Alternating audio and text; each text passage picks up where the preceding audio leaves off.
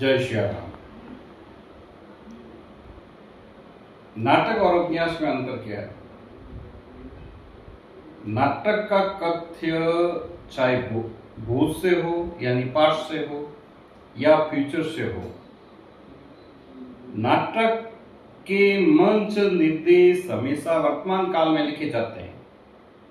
यानी नाटक का कथ्य आप भूतकाल से ले सकते हो, चाहे रामायण का ले लो, महाभारत का ले लो, लेकिन किया वर्तमान काल में किया जाता है। यानी निर्देश वही देंगे, मंच निर्देश वर्तमान काल में लिखे जाते हैं। पुराने काम नहीं आता है, नया लिखना पड़ता है।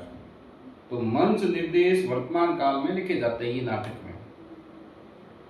जबकि उपन्यास चाहे ऐतिहासिक हो या पौराणिक, ऐतिहासिक का मतलब इतिहास से संबंधित, पौराणिक का अर्थ है पुराणों से संबंधित, वे मूल संदर्भ में ही लिखे जाते हैं।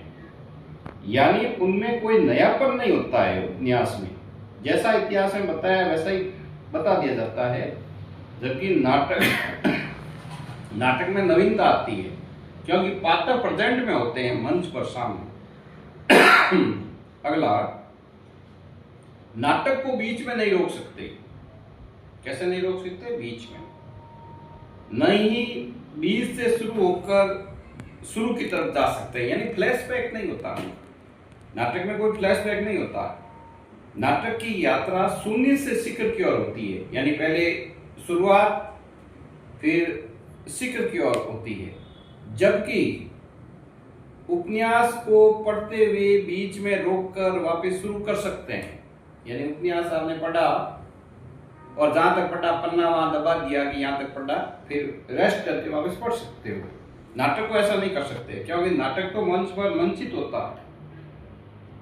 अगला, नाटक के लिए निश्चित समय होता है। यानी नाटक मंच पर मंचित होगा, उसके लिए निश्चित समय होगा, लेकिन उपन्यास के लिए कोई समय सीमा नहीं है। आप किसी भी वक्त पढ़ सकते हो उपन्यास 24 घंटों में।